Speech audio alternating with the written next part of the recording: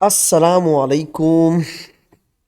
बेटा, आज हम स्टार्ट कर रहे हैं अपना नेक्स्ट लेक्चर ऑर्गेनिक का। अच्छा, अगर किसी के कुछ प्रीवियस बातें रह गई हों तो वो हम लोग बाद में डिस्कस कर लेंगे, कोई इशू नहीं है। तो हम यूनिफॉर्मिटी क्रिएट करने के लिए, सही है, अपना नया एक टॉपिक शुरू करने लगे हैं और वो है अल्कएन।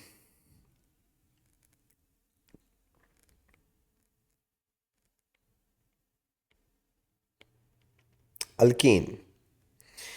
अच्छा, अगर आप ऑर्गेनिक केमिस्ट्री जब ओ लेवल्स की पढ़ते हैं बेटा, तो alkanes, alkenes, alcohols, carboxylic acid और पॉलीमर पढ़ते हैं बेटा। यानी ऑर्गेनिक केमिस्ट्री ओ लेवल्स का मतलब होता है 5 टॉपिक हैं: alkane, alkyne, alcohols, carboxylic acid और पॉलीमराइजेशन। अच्छा, जो शुरू के 4 टॉपिक हैं, अल्केन हो गया, अल्कीन हो गया, अल्कोहल हो गया और कार्बोक्सिलिक एसिड हो गया बेटा, उसके अंदर हम लोग आ, तीन तीन टॉपिक पढ़ते हैं। सबसे पहले आइसोमर, उसके बाद प्रिपरेशन, उसके बाद रिएक्शन। तो यानी जब हम अल्केन पढ़ेंगे बेटा तो हम पढ़ेंगे आइसोमर्स, प्रिपरेशन, रिएक्शन। इसी तरीके से अल्कीन्स के अंदर बेटा आइसोमर्स, प्रिपरेशन, रिएक्शन। इसी तरह अल्कोहल के अंदर आइसोमर, प्रिपरेशन, रिएक्शन। और कार्बोक्सिलिक एसिड के अंदर बेटा आइसोमर, प्रिपरेशन और रिएक्शन। तो हम स्टार्ट कर रहे हैं सबसे पहले बेटा अल्कएन से बेटा। अच्छा, अल्केन में जो मेरा सबसे पहला टॉपिक है जो मैं आपके साथ डिस्कस करने लगा हूँ, वो है आइसोमेरिज्म। आइसोमेरिज्म इन अल्कीन बेटा। Isomerism in alkane. आइसोमर्स किसे कहते हैं या आइसोमेरिज्म किसे कहते हैं बेटा, पहले डेफिनेशन लिखता हूँ, फिर उसके बाद उसको एक्सप्लेन करूँगा। आप चाहो तो मेरे साथ साथ लिखते भी रहें, कोई इशू नहीं है। आइसोमेरिज्म की डेफिनेशन क्या है बेटा? Compounds with same molecular formula, compounds with same molecular formula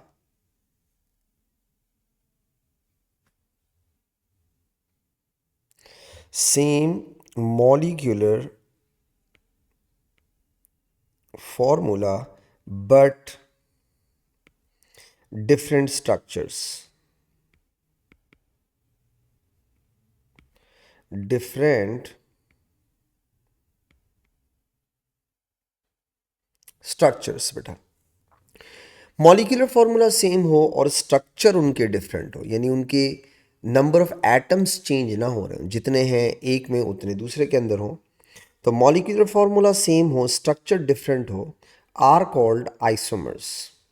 are called isomer. उनको एक दूसरे के बोलते हैं बेटा isomers. And the phenomena and the phenomenon is called isomerism बेटा, is called isomerism। तो ऐसा ऐसे दो कंपाउंड जिनका मॉलिक्यूलर फॉर्मूला सेम हो और उनका स्ट्रक्चर डिफरेंट हो, उन्हें कहते हैं आइसोमर, और इस फिनोमेना को कहते हैं बेटा आइसोमेरिज्म। अच्छा, अब एक बात यहाँ पे पहले समझा दूँ। देखो बेटा, आपको मैंने पहले भी कहा था कि ये जो नोमेनक्लेचर होती है या naming of the organic compound होती है, ये ओ लेवल के सिलेबस का पार्ट नहीं है। लेकिन अगर आप इसको थोड़ा सा पढ़ लेना तो आपको आइसोमर्स समझने में बहुत आसानी हो जाएगी। रीज़न बताता हूँ। देखिए बेटा, जैसे मॉलिक्यूलर फॉर्मूला सेम है, ये तो नज़र आ जाएगा। अक्सर बच्चे कंफ्यूज इसमें रहते हैं कि सर हमें कैसे पता चलेगा कि ये स्ट्रक्चर डिफरेंट हैं। तो हमेशा याद रखिएगा बेटा, डिफरेंट स्ट्रक्चर का मतलब होता है डिफरेंट नेम्स, उनके नाम डिफरेंट होने चाहिए, डिफरेंट नेम्स होने चाहिए। कितनी आसान बात है। अगर आपको कभी भी शक हो रहा हो कि यार ये दोनों स्ट्रक्चर डिफरेंट हैं या नहीं, आप उनका नेम दे दें। अगर उनका नाम डिफरेंट है, डेफिनेटली बेटा वो डिफरेंट स्ट्रक्चर है। तो इसीलिए आपसे कहा जाता है कि यार थोड़ा सा फोकस रहिए, और ये जो नोमेनक्लेचर है भले आपके सिलेबस का पार्ट ना हो, लेकिन इसको ना थोड़ा सा पढ़ा करें। और ज़्यादा नोमेनक्लेचर पढ़ने की ज़रूरत भी नहीं है, सिर्फ आप अल्काइल, अल्कीन्स, अल्कोहल्स और कार्बोक्सिलिक, ये चार फंक्शनल ग्रुप भी अगर आप लोग पढ़ लें तो आपको ऑटोमेटिकली आइसोमेरिज्म का कॉन्सेप्ट क्लियर हो जाता है बेटा। मैं आपको एग्जाम्पल दे के समझाता हूँ। फॉर एग्जाम्पल बेटा, जैसे एक फॉर्मूला है C4 और H10, ये मॉलिक्यूलर फॉर्मूला है, यानी कार्बन 4 है बेटा और हाइड्रोजन 10 है। मुझे इसके दो ऐसे डिफरेंट स्ट्रक्चर्स बनाने हैं जिनका मॉलिक्यूलर फॉर्मूला यही आ रहा हो, सेम आ रहा हो, C4H10 आ रहा हो। जैसे फॉर एग्जाम्पल, सबसे पहला आइसोमर हमेशा स्ट्रेट चेन वाला बनाया करें, लॉन्गेस्ट चेन वाला, बस उसमें कोई फंक्शनल ग्रुप ना हो। जैसे फॉर एग्जाम्पल, अब जैसे मुझे इसका आइसोमर बनाना है तो मैं सबसे पहले सिर्फ कैटिनेशन या स्ट्रेट चेन बना देता हूं। जैसे फॉर एग्जाम्पल बेटा, 1 2 3 4, ठीक है। बहुत सारे बच्चे ये सिली मिस्टेक करते हैं, वो ना स्ट्रेट चेन वाले को आइसोमर ही नहीं मानते, जबकि पहला आइसोमर होता ही स्ट्रेट चेन वाला जिसमें चेन स्ट्रेट हो, ठीक है। अब आपको वैलेंसी सेटिस्फाई करनी है, तो बेटा इस कार्बन के साथ एक बॉन्ड हो चुका है तो 3 हाइड्रोजन, इस कार्बन के साथ एक बॉन्ड हो गया है तो 2 हाइड्रोजन, 2 बॉन्ड हो गए 2 हाइड्रोजन, इसके 2 बॉन्ड्स हो गए हैं 2 हाइड्रोजन, इसका एक बॉन्ड हो गया है बेटा तो 3 हाइड्रोजन। अब आप देखें बेटा, इसकी लॉन्गेस्ट कंटिन्यूअस कार्बन चेन में टोटल कार्बन्स कितने हैं? 1, ये 2, ये 3 और ये 4, ठीक है। ये हो गया एक। आइसोमर बनाने का आसान तरीका क्या है? आप लॉन्गेस्ट कंटिन्यूअस कार्बन चेन को शॉर्ट करते जाएं, कम करते जाएं। जैसे फॉर एग्जांपल बेटा, 1 2 3 हो गए 3। अब आपके पास एक कार्बन बचा, तो पहले आपके पास लॉन्गेस्ट कंटिन्यूअस कार्बन चेन में 4 कार्बन थे, अब आपने उसको शॉर्ट करके 3 कर दिया।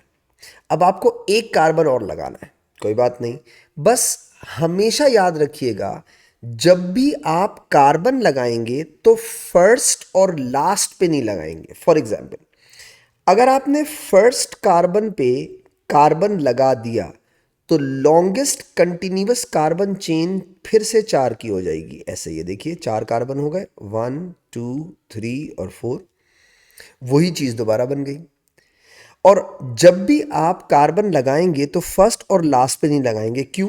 अब दोबारा देखिए, फॉर एग्जाम्पल अगर एक बच्चा इसको ऐसे करता है, 1, ये 2 और ये 3, और वो लास्ट वाले कार्बन पे कार्बन लगा देता है, अगेन चेक करें बेटा, लॉन्गेस्ट कंटिन्यूअस कार्बन चेन फिर 4 की हो गई। कैसे बेटा? 1 2 3 और 4।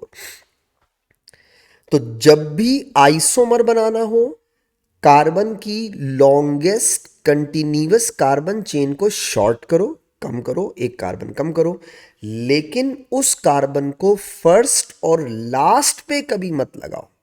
क्यों? वरना वो वापस से वही लॉन्गेस्ट कंटिन्यूअस कार्बन चेन बन जाएगी। तो अब सवाल ये है कि अगर हम फर्स्ट और लास्ट पे नहीं लगाएं तो कहां लगाएं? अब देखिएगा बेटा, समझाता हूं कैसे। सी, सी और सी, तो ना आप ये कर सकते हैं ना आप ये कर सकते हैं, ठीक है। तो अब हम क्या करें, मेरे पास 3 कार्बन है, मुझे एक कार्बन और लगाना है, तो मैं कहाँ लगाऊं? फर्स्ट और लास्ट पे नहीं लगा सकता, तो मैंने इसको सेंटर में लगा दिया, ऐसे बेटा। अब वैलेंसी सेटिस्फाई करनी है। वैलेंसी सेटिस्फाई करने का मतलब होता है कार्बन के 4 बॉन्ड से ना ज़्यादा हो और ना कम हो। तो बेटा इस पहले वाले का एक बॉन्ड हो गया तो आपने 3 लगा दिए, इस वाले के एक बॉन्ड हो गया, आपने 3 लगा दिए, बैलेंस हो गया। टोटल 4 वैलेंसीज फुलफिल करनी है, तो जितनी वैलेंसीज कम हो उतने नंबर ऑफ हाइड्रोजन लगा दो। अब इसका एक बॉन्ड हो गया, आपने 3 लगा दिए। इस सेंटर वाले कार्बन के 3 बॉन्ड्स हो चुके हैं, तो आपने यहाँ पर एक H लगा दिया। अब आप देखें इसमें लॉन्गेस्ट कंटिन्यूअस कार्बन चेन कितने कार्बन की है बेटा? 3 की। तो ये जो अलग से ब्रांच निकली हुई है ये कौन है बेटा? आपका फंक्शनल ग्रुप। अब आप चेक करें, इसका और इसका मॉलिक्यूलर फॉर्मूला सेम है, इन दोनों का स्ट्रक्चर डिफरेंट है। कंफर्म कैसे होगा कि ये स्ट्रक्चर डिफरेंट है? इनके नेम से कंफर्म होगा। कैसे? इस ऊपर वाले को आप क्या बोलेंगे? देखें बेटा, 4 कार्बन को कहते हैं ब्यूट, और अगर सिंगल बॉन्ड हो तो नेम के आखिर में आ जाएगा एन। तो बेटा इस कंपाउंड का नाम क्या हो गया? Butene. अब आप नीचे वाले कंपाउंड को देखें बेटा, एक फंक्शनल ग्रुप है मिथाइल। किस पोजीशन पे है मिथाइल? 2 पे। तो आपने इसका नाम क्या रखा? 2 पे मिथाइल हो गया। आपको याद है अल्काइल को चेन के नाम से पहले लिखते हैं, तो 2 पे हो गया मिथाइल। 3 को क्या कहते हैं? प्रॉप। चेन का नाम हो गया प्रॉप। सिंगल बॉन्ड है तो नेम के आखिर में आ गया एन। इस कंपाउंड का नाम क्या हो गया बेटा? 2 मिथाइल प्रोपेन बेटा। तो आपको कैसे पता चला कि इन कंपाउंड्स का स्ट्रक्चर डिफरेंट है? इन कंपाउंड्स के नेम डिफरेंट है बेटा। मैं आपको एक एग्जाम्पल और देता हूं, देखिएगा दोबारा। सपोज करो बेटा C5 है और H12 है, ठीक है। मैं इसके नंबर ऑफ आइसोमर्स बनाता हूं। तो सबसे पहला आइसोमर कौन सा होता है? जो लॉन्गेस्ट चेन वाला होता है। भाई इसमें कितने कार्बन है? 5। तो आपने क्या किया? 5 कार्बन की एक चेन बना दी। 1, ये 2, ये 3, ये 4 और ये 5। हो गए 5 कार्बन। वैलेंसी सेटिस्फाई करें बेटा, जहां जहां हाइड्रोजन कम है यानी कार्बन के बॉन्ड्स कम है वहां हाइड्रोजन लगाते जाएं। जैसे सबसे राइट वाले के एक बॉन्ड हो गए तो आपने 3 हाइड्रोजन लगा दिए, हो गए 4। उसके बाद 2 बॉन्ड्स बना चुका है तो 2 हाइड्रोजन लगा दें। 2 बॉन्ड्स बना चुका है तो 2 हाइड्रोजन लगा दें। 2 बॉन्ड्स बना चुका है 2 हाइड्रोजन लगा दें। एक बॉन्ड बना चुका है तो 3 हाइड्रोजन लगा दें। अब आप चेक करें बेटा, इसमें longest continuous carbon chain 5 carbon की है। 1, ये 2, ये 3, ये 4 और ये 5। अब मुझे इसका आइसोमर बनाना है, तो आइसोमर बनाने का आसान तरीका मैंने आपको क्या बताया बेटा? लॉन्गेस्ट कंटिन्यूअस कार्बन चेन को शॉर्ट करते जाए। अब जैसे फॉर एग्जाम्पल हियर 1, 2, 3, 4 बना दिए, ठीक है। आपके पास एक कार्बन अभी भी बचा हुआ है, तो एक कार्बन जो आपके पास बचा हुआ है उस कार्बन को आप फर्स्ट और लास्ट पे नहीं लगा सकते। भाई क्यों नहीं लगा सकते? क्योंकि वो लॉन्गेस्ट कंटिन्यूअस कार्बन चेन में काउंट हो जाएगा। तो अब आपके पास कोई ऑप्शन है? हाँ है। आप इधर यूं करके लगा दें, ऐसे। अब आप देखिए वैलेंसी सेटिस्फाई करें। इधर आप लिखेंगे H3, इधर आप लिखेंगे H2, इधर आप लिखेंगे H3, इधर आप लिखेंगे H। जितने बॉन्ड्स कम हो उतने हाइड्रोजन लगा दो। इधर आप लिखेंगे बेटा H। अब आप देखें longest continuous carbon chain 4 carbon की है। 1, ये 2, ये 3 और ये 4। तो ये जो साइड पे ब्रांच निकली हुई है ये क्या है बेटा? ये हो गया आपका फंक्शनल ग्रुप बेटा। ये आपका हो गया फंक्शनल ग्रुप, ठीक है। फंक्शनल ग्रुप हो गया। क्या नाम है इस फंक्शनल ग्रुप का बेटा? मिथाइल। आपने राइट से लेफ्ट नंबरिंग क्यों नहीं की बेटा? नंबरिंग वहां से करते हैं जहां से फंक्शनल ग्रुप नियरर हो।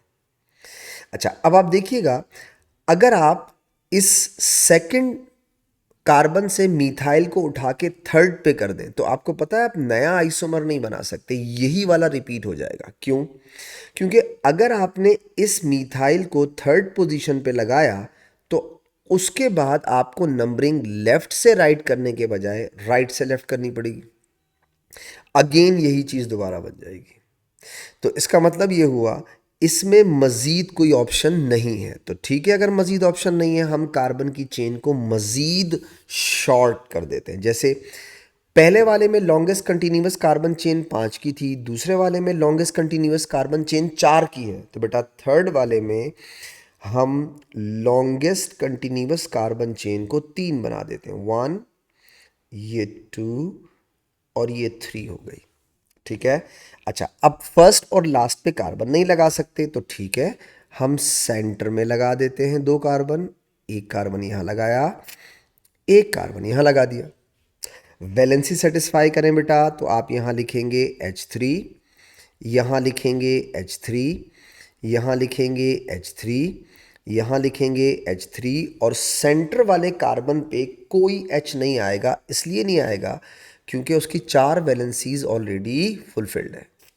ठीक है।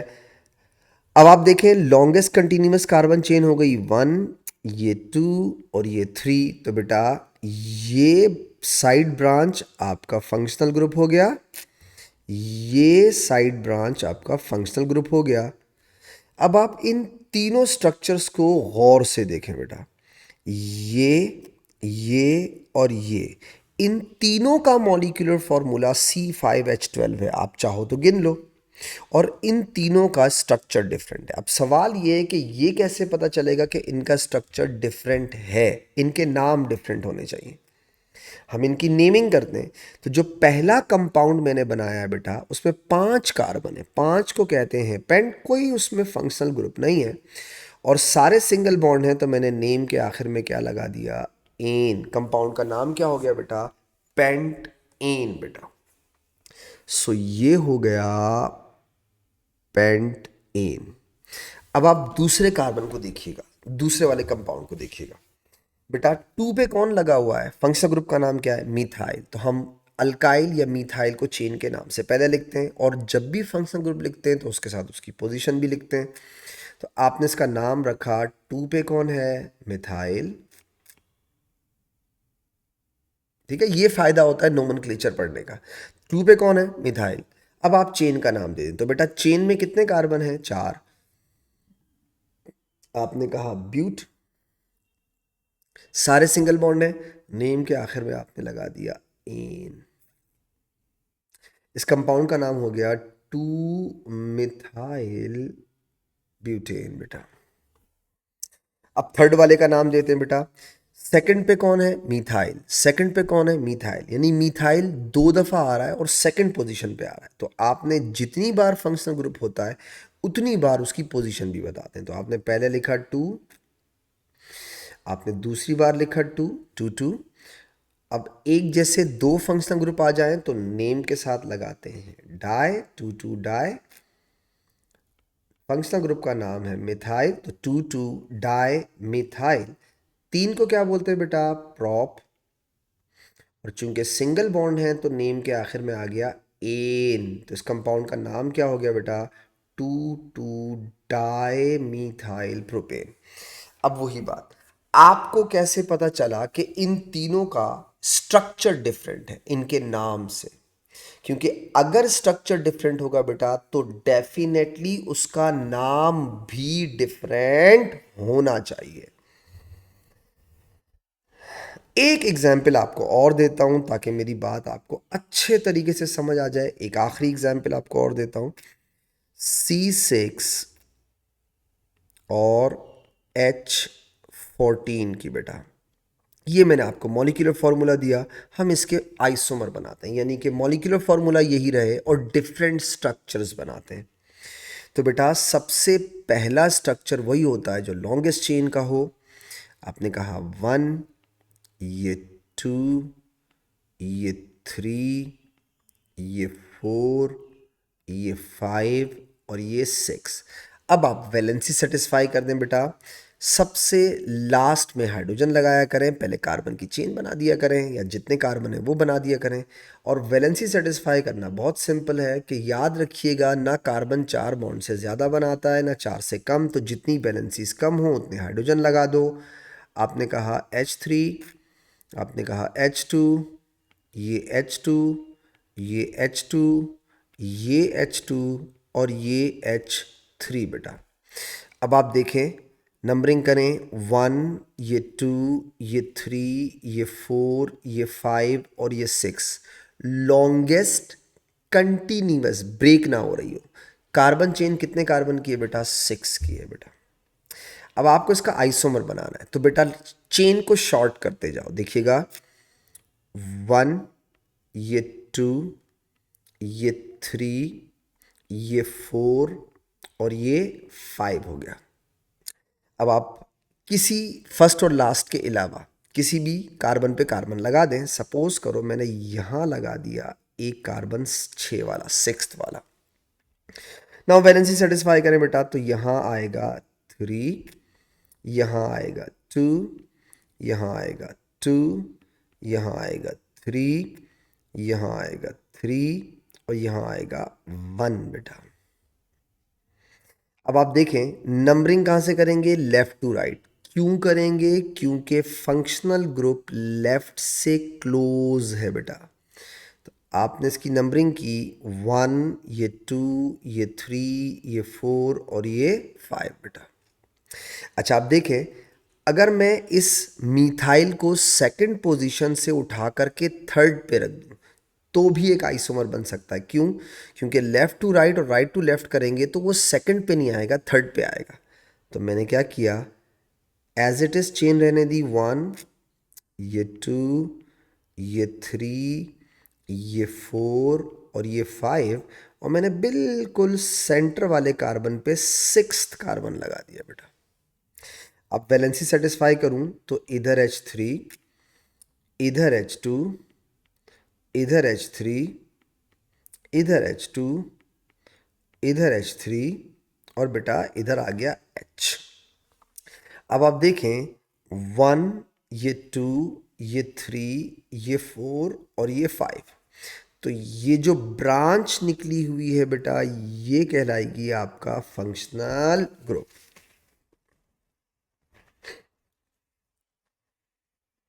ठीक है, ये जो ब्रांच होगी आपकी, ये क्या कहलाएगी बेटा? Functional group.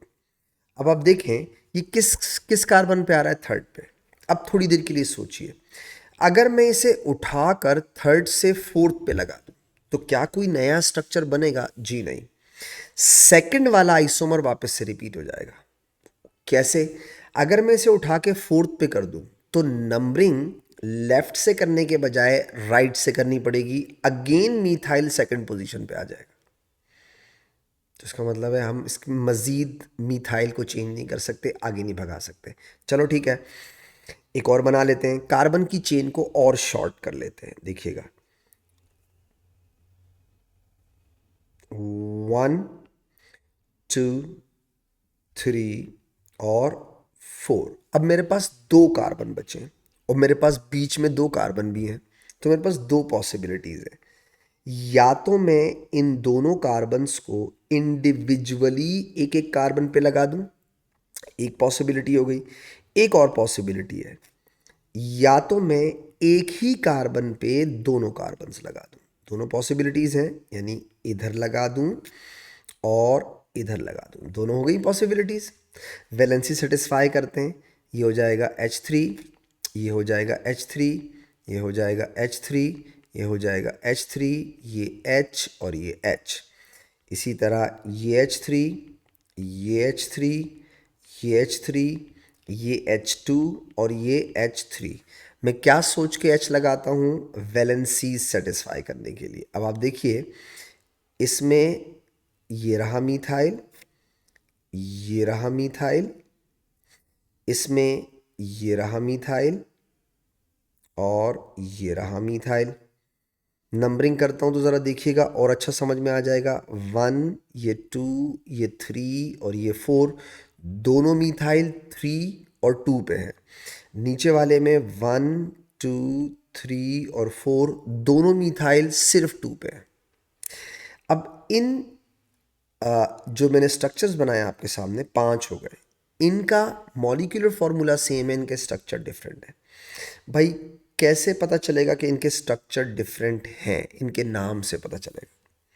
अगर इनके नाम डिफरेंट हैं इसका मतलब है बेटा ये स्ट्रक्चर डिफरेंट है। तो चेक करने का आसान तरीका है, इनके नेम कर दो।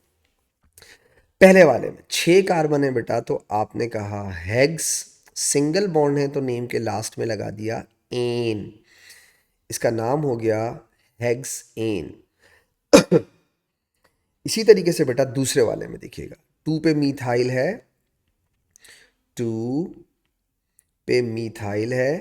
कार्बन की चेन कितने कार्बन की है? 5 की। 5 को क्या कहते हैं? पेंट। और सिंगल बॉन्ड की वजह से नेम के लास्ट में क्या लगाया? एन। तो नाम क्या हो गया इस कंपाउंड का? 2 मिथाइल पेंट एन। थर्ड पे देखिए बेटा, 3 पे मीथाइल आ गया। अगेन बेटा 5 को पेंट कहते हैं, सिंगल बॉन्ड की वजह से आपने नेम के लास्ट में क्या लगाया? एन। तो नाम क्या हो गया? 3 मिथाइल पेंट एन बेटा। नेक्स्ट वाले का नाम देखते हैं बेटा। पहला मीथाइल 2 पे है, दूसरा मीथाइल 3 पे है। एक जैसे फंक्शनल ग्रुप 2 दफ़ा रिपीट हो रहे हो बेटा, तो नाम से पहले डाई लगा दो, डाई मिथाइल। 4 को क्या कहते हैं बेटा? ब्यूट। सिंगल बॉन्ड हो तो नेम के आखिर में एन। नाम हो गया 2 3 डाई मिथाइल ब्यूट एन। आखिरी वाले को देखिए बेटा, पहला मीथाइल किस पे है? 2 पे। दूसरा मीथाइल किस पे है? 2 पे। जितनी बार फंक्शनल ग्रुप उतनी बार पोजीशन, तो 2 2 हो गया। एक जैसे 2 फंक्शनल ग्रुप हों तो नाम से पहले डाई लगा दो, फंक्शनल ग्रुप के नेम से पहले डाई। फंक्शनल ग्रुप का नाम क्या है? मिथाइल। भाई 4 को क्या बोलते हैं? ब्यूट। सिंगल बॉन्ड हो तो एन। नाम हो गया 2 2 डाई मिथाइल ब्यूट एन। आप चेक करें, मुझे कैसे पता चला कि इनके स्ट्रक्चर डिफरेंट हैं? इनके नाम से, क्योंकि इनके नाम डिफरेंट हैं बेटा। तो ये है इम्पोर्टेंस ऑफ द नोमेनक्लेचर। तो अगर बच्चा नोमेनक्लेचर समझ लेना, भले सिलेबस में ना हो, तो आपको चीज़ें समझ में आ जाती। कुछ बच्चे ना रोते रहते हैं, यार तो सिलेबस में नहीं है तो क्यों पढ़ रहे हैं। भाई जाहिर बात है उसके बगैर आपको बात नहीं समझ में आएगी। तो थोड़ा सा आउट ऑफ सिलेबस जाना पड़ता है ताकि आपको चीज़ें समझ में आ जाए, कॉन्सेप्ट अच्छा हो जाए आपका बेटा। तो ये हो गया आइसोमेरिज्म इन अल्केन। 4 दफ़ा आइसोमेरिज्म सिलेबस में है, अल्केन के साथ, अल्कीन के साथ, अल्कोहल के साथ और कार्बोक्सिलिक के साथ। तो मैंने आपसे क्या कहा बेटा, हर टॉपिक के अंदर 3 टॉपिक पढ़ते हैं। पहला टॉपिक आइसोमेरिज्म, दूसरा टॉपिक प्रीपरेशन, तीसरा टॉपिक रिएक्शंस। तो आइसोमेरिज्म के बाद बेटा अल्केन का जो सेकंड टॉपिक है उसका नाम है प्रीपरेशन बेटा। प्रिपरेशन ऑफ अल्केन बेटा। सिर्फ एक ही प्रिपरेशन है और वो भी सिलेबस में है, प्रिपरेशन ऑफ अल्केन बेटा। क्या प्रिपरेशन है इसकी बेटा? क्रैकिंग। अल्केन कैसे प्रिपेयर किए जाते हैं? एक प्रोसेस है जिसका नाम है क्रैकिंग। कुछ लोग क्रैकिंग को पायरोलिसिस भी कहते हैं, एक ही बात है। आप क्रैकिंग ही बोला करें, आपके जो सब सिलेबस है उसके अंदर इसको क्रैकिंग ही कहा जाता है। तो क्रैकिंग एक प्रोसेस है। पहले मैं डेफिनेशन लिखता हूँ फिर मैं उसको एक्सप्लेन करता हूँ, ठीक है? क्रैकिंग किसे कहते हैं? The process in which the process in which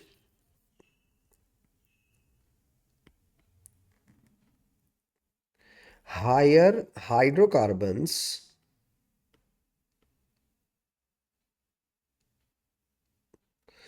are broken down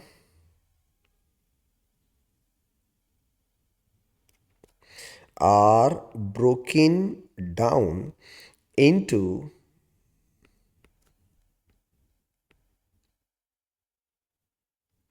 smaller and useful products. देखो, डेफिनेशन से बहुत सारी बातें क्लियर हो जाती हैं, बस आपको थोड़ा सा तवज्जो देना पड़ता है। मैं आपको इसमें कुछ टर्म्स जो आपको कंफ्यूज कर सकती हैं अलग से समझाता हूँ। सर, हायर हाइड्रोकार्बन्स का क्या मतलब होता है? हायर हाइड्रोकार्बन का मतलब होता है long chain hydrocarbons. Higher hydrocarbon stands for बेटा long chain hydrocarbons. Long chain hydrocarbons बेटा, जिसमें ज़्यादा कार्बन। अच्छा, एक और चीज़ याद रखिएगा, यहाँ मैंने लिखा है स्मॉलर, ठीक है, टर्म, और यहाँ मैंने लिखा है यूजफुल प्रोडक्ट्स। तो बेटा, स्मॉलर यूजफुल प्रोडक्ट का मतलब ये हो गया, हम क्रैकिंग क्यों करते हैं, हम लॉन्ग चेन हाइड्रोकार्बन को ब्रेक क्यों करते हैं, उनको स्मॉलर कम चेन वाले या कम कार्बन वाले प्रोडक्ट्स के अंदर क्यों कन्वर्ट करते हैं? क्योंकि कम कार्बन वाले कंपाउंड ज़्यादा यूज़फुल होते हैं। तो क्रैकिंग खामखा में नहीं की जाती, बल्कि क्रैकिंग इसलिए की जाती है ताकि आपको ज़्यादा यूज़फुल प्रोडक्ट्स मिल सकें बेटा, ठीक है। तो यूज़फुल प्रोडक्ट्स के लिए आपको क्या करना पड़ता है बेटा? क्रैकिंग करनी पड़ती है, हायर हाइड्रोकार्बन्स को ब्रेक करना पड़ता है, ठीक है। अच्छा, अब मैं आपको एक एग्जाम्पल दूंगा तो मुझे यकीन है ये डेफिनेशन और अच्छी समझ में आ जाएगी, और एक और छोटा सा पॉइंट आपको समझ में आ जाएगा। फॉर एग्जाम्पल, सपोज करो बेटा, जैसे C6 है और H14 है, इसमें 6 कार्बन है, ठीक है। मैंने इसकी क्रैकिंग कर दी, तोड़ दिया इसको मैंने, ठीक है। सपोज करो बेटा, इसने एक प्रोडक्ट दिया है C2H6, सपोज। तो प्लस क्या बनना चाहिए? तो बेटा आप C6H14 में से C2H6 सब्ट्रैक्ट कर दें, आपके पास बचेगा C4 और H8 बेटा। अच्छा, अब थोड़ा सा गौर कीजिएगा, मैंने आपको अभी अल्कीन्स नहीं पढ़ाया, मगर मैंने आपको अल्कीन्स तो पढ़ाया है। आप चेक करें, जो पहला प्रोडक्ट नज़र आ रहा है वो फॉर्मूला फॉलो कर रहा है CnH2n+2 को, और जो दूसरा प्रोडक्ट है बेटा वो फॉलो कर रहा है CnH2n को, और ये जो जितने कार्बन है उसके डबल हाइड्रोजन है। आप चेक करें बेटा, दूसरा वाला फॉर्मूला अल्केन को नहीं फॉलो कर रहा। ये जो जनरल फॉर्मूला है ये अल्कीन का जनरल फॉर्मूला है कि जितने कार्बन हो उसके डबल हाइड्रोजन। अब जब आगे चल के पढ़ेंगे हम लोग, फिलहाल के लिए बस आप याद रखिएगा कि जो पहला प्रोडक्ट बना है वो आपका है अल्क एन, और जो आपका दूसरा प्रोडक्ट है बेटा वो है अल्कीन बेटा। एक अल्केन और दूसरा अल्कीन। अभी बात नहीं खत्म हुई, पहले मुझे थोड़ा सा और समझा लेने दें। इसी प्रोडक्ट को मैं अगर ऐसे लिख दूं बेटा, जैसे फॉर एग्जांपल C6H14 था मेरे पास, ठीक है। लेट सपोज अगर मैं इसे बनाऊं C3H6 और एक और बना देता हूं C3H6, मैं चाहता तो इसको 2C3H6 भी लिख सकता था, मैंने अलग अलग कर दिया ताकि आपको मेरी बात समझ में आ जाए। अच्छा, अब आप देखें, जितने कार्बन उसके डबल हाइड्रोजन है, यानी कि C अगर N है तो H2N को फॉलो कर रहा है। इसी तरह C अगर N है तो H डबल है, यानी 2N हो गया। अब आप देखें साथ में क्या बनेगा, अगर आप C6H14 में से 2C3H6 को सब्ट्रैक्ट करें तो आपके पास बच रहा है हाइड्रोजन। ये दोनों क्या है बेटा? ये दोनों अल्कीन्स हो गए, और अल्कीन के साथ साथ आपको क्या मिल रहा है? हाइड्रोजन। अच्छा, ज़रूरी नहीं है सेम अल्कीन्स हो, मैं आपको एक एग्जांपल और देता हूँ, इसी की दोबारा दे देता हूँ, ज़रा देखिएगा। फॉर एग्जांपल, मैंने लिखा C6H14, ठीक है। मैंने इसकी क्रैकिंग की, यानी इसको ब्रेक किया और छोटे हाइड्रोकार्बन्स में कन्वर्ट करना चाह रहा हूँ, ठीक है। मैंने यहाँ लिखा बेटा, सपोज C2 H4, जितने कार्बन उसके डबल हाइड्रोजन यानी अल्कीन है, प्लस C4H8 बेटा, जितने कार्बन उसके डबल हाइड्रोजन। अब आप देखें प्लस क्या बच रहा है आपके पास, अगेन हाइड्रोजन। तो दोबारा देखें ये कौन है, अल्कइन। ये कौन है, अल्कइन। ये कौन है, हाइड्रोजन। अच्छा, अब आप इससे आपको समझना क्या है वो सुनिए। ये जो मैंने आपके सामने लिखे हैं बेटा, इसके अंदर अगर आप गौर करें तो क्रैकिंग के अंदर दो तरह की प्रोबेबिलिटीज हो सकती हैं कि जब आप किसी हायर हाइड्रोकार्बन को ब्रेक करते हैं तो वो या तो अल्केन प्लस अल्कीन देता है या फिर अल्कीन या अल्कीन्स और हाइड्रोजन देता है। दो प्रोबेबिलिटी है। अच्छा, आपको कैसे पता चलेगा कि सर हमें पेपर में क्या बनाना है? तो बेटा पेपर में हमेशा बाकी सारी चीजें गिवन होती हैं, एक चीज आपसे एक्स करके पूछ लेगा। ठीक है, तो अल्केन प्लस अल्कीन या फिर अल्कीन या अल्कीन्स प्लस हाइड्रोजन, दो प्रोबेबिलिटी हो गई। एक बात इनसे समझ में आनी चाहिए। दूसरी बात इससे क्या समझ में आनी चाहिए आपको बेटा, कि cracking is not only the source of alkane, बल्कि cracking is the preparation of three substances, that is alkane, alkene and hydrogen. बेटा तीनों का है, सिर्फ एक का नहीं है, तीनों की प्रिपरेशन होती है।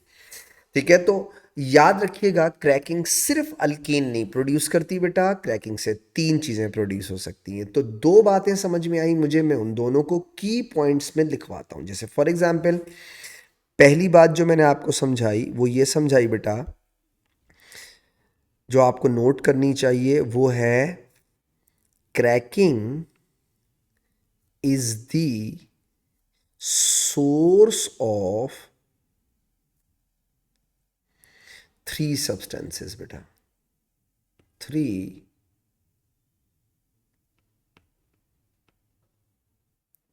सब्सटेंसेस। कौन से थ्री सब्सटेंसेस बेटा, अल्क, एन, अल्क, इन एंड हाइड्रोजन बेटा, तीनों की प्रिपरेशन के लिए होता है। ठीक है, तीनों गए। याद रखिएगा क्रैकिंग से तीन चीजें बनती हैं, अल्केन बनता है, अल्कीन बनता है और हाइड्रोजन बनता है। दूसरा पॉइंट बेटा, टू प्रोबेबिलिटीज ऑफ प्रोडक्ट्स बेटा, दो प्रोबेबिलिटी हो सकती हैं प्रोडक्ट्स की बेटा। कौन कौन सी बेटा, number one, an alkane along with an alkene, पहली प्रोबेबिलिटी हो गई। दूसरी प्रोबेबिलिटी बेटा, एन अल्कीन या अल्कीन्स बेटा, सही है, एक भी हो सकता है एक साथ, अलोंग विद हाइड्रोजन बेटा।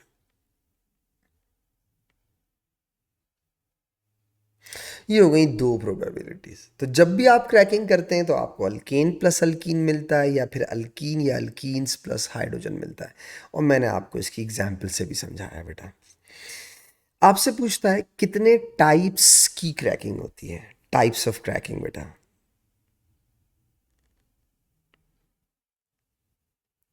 टाइप्स ऑफ क्रैकिंग,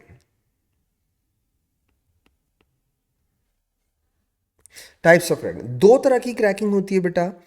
एक को कहते हैं थर्मल क्रैकिंग और एक को कहते हैं बेटा कैटालिटिक क्रैकिंग। ठीक है, तो दो तरह की क्रैकिंग हो सकती है। नंबर वन पहली कहलाती है बेटा थर्मल क्रैकिंग। इसके नाम से भी चीज़ें समझ में आ जाती हैं, थर्मल क्रैकिंग, और एक होती है बेटा कैटालिटिक क्रैकिंग बेटा।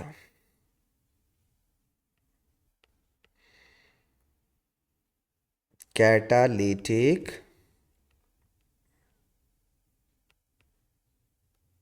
क्रैकिंग। थर्मल क्रैकिंग किसे कहते हैं, नाम से पता चल रहा है, सही है। क्रैकिंग विद हीट ओनली बेटा, हीट ओनली। तो जब आप थर्मल क्रैकिंग करते हैं बेटा, तो थर्मल क्रैकिंग के अंदर आपको अप्रोक्सीमेट 800 डिग्री सेंटीग्रेड का टेम्परेचर देना पड़ता है। और कभी कभी आपसे पूछता भी है कि यार ये बताओ कि ये जो इतनी ज़्यादा हीट है ये क्यों है, why why we need high amount of heat. तो वो भी बताऊंगा, क्योंकि हम बॉन्ड ब्रेक कर रहे हैं ना, और बॉन्ड ब्रेकिंग कौन सा प्रोसेस होता है बेटा, एंडोथर्मिक।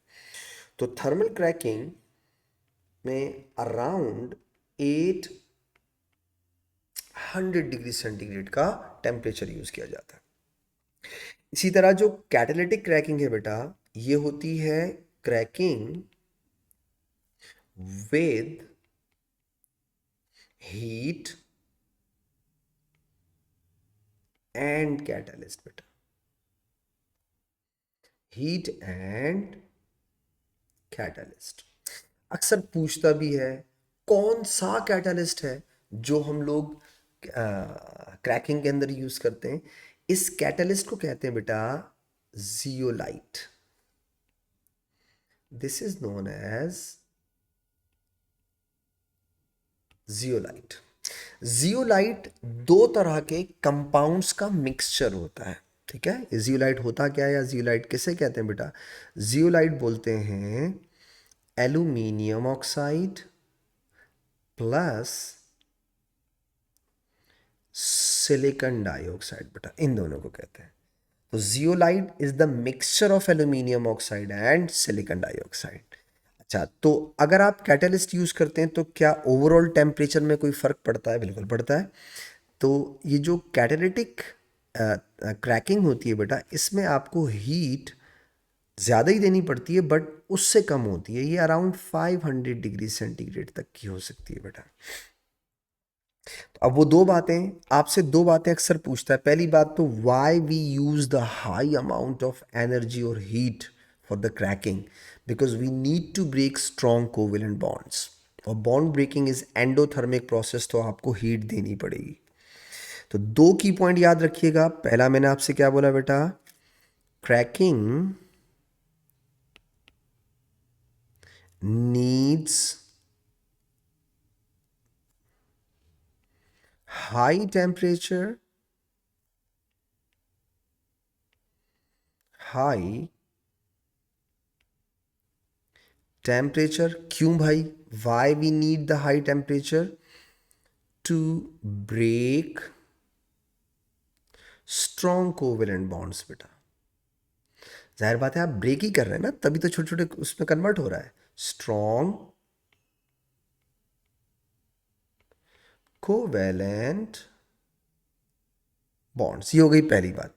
अच्छा, एक चीज आपसे और पूछता है, क्रैकिंग को वैक्यूम में क्यों किया जाता है, एब्सेंस ऑफ एयर या ऑक्सीजन में क्यों किया जाता है।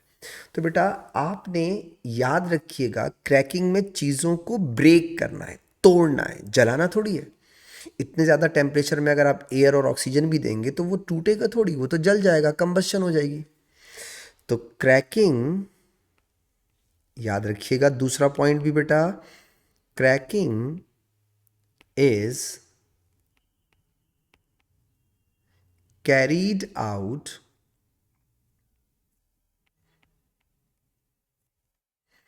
in the absence of air या ऑक्सीजन। क्यों, टू एवॉइड कंबशन बेटा।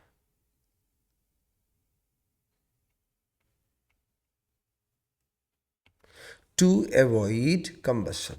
तो कंबशन एवॉइड करने के लिए हम cracking in the absence of air करते हैं, और अगर हमने उसमें एयर या ऑक्सीजन प्रोवाइड कर दी बेटा तो होगा क्या, हमारा सब्सटेंस ब्रेक नहीं होगा बल्कि जल जाएगा बेटा। एक आखिरी बात जो आपसे पूछता है, क्रैकिंग यूज़ कहाँ करते हैं? पेट्रोलियम इंडस्ट्री में। आपका जो पेट्रोल बनता है बेटा वो क्रैकिंग से बनता है। कुछ लोग ऐसा समझते हैं कि शायद ज़मीन से क्रूड ऑयल निकालेंगे तो क्रूड ऑयल जो है वो पेट्रोल ही होता है। जी नहीं, ऐसा नहीं है। ज़मीन से जो क्रूड ऑयल निकलता है वो पेट्रोल नहीं होता, उसको क्रैक करके पेट्रोल बनाया जाता है। सही है। क्रूड ऑयल में बहुत लॉन्ग चेन हाइड्रोकार्बन्स होते हैं और उसे हम क्रैक करते हैं, तोड़ते हैं और हम उनसे पेट्रोल बनाते हैं। तो आपसे एक छोटा सा सवाल पूछता है, इंडस्ट्रियल यूज़ बताओ क्रैकिंग का बेटा, तो ये पेट्रोलियम इंडस्ट्री में यूज़ होता है और जाहिर बात है most of the petrol cracking से ही बन रहा होता है। तो आप कहते हैं इसको बेटा, छोटी सी बात याद रखिएगा हमेशा कि बेटा cracking is used in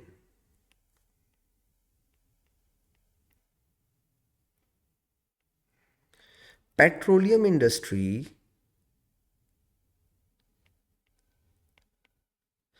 to meet the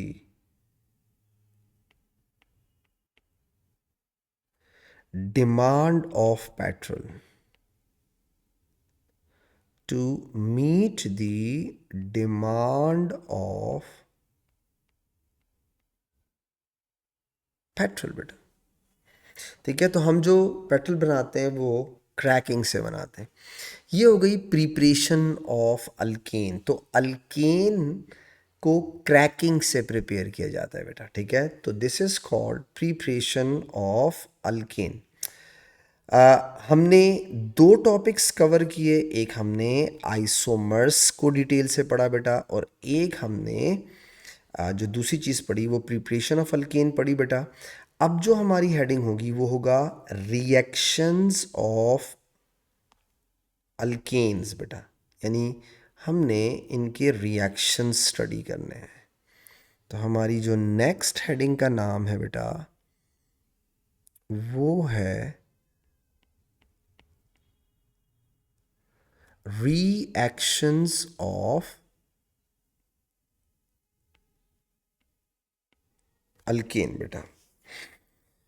alkane में हमारे सिलेबस के बेटा दो रिएक्शंस हैं, एक कंबशन और एक क्लोरीनेशन, जिसे लोग फ्री रेडिकल सब्स्टिट्यूशन रिएक्शन भी कहते हैं। तो एक कंबशन हो जाएगा और एक फ्री रेडिकल सब्स्टिट्यूशन रिएक्शन हो जाएगा बेटा। तो मैं सबसे पहले आपको जो पहला रिएक्शन है बेटा वो है कंबशन बेटा।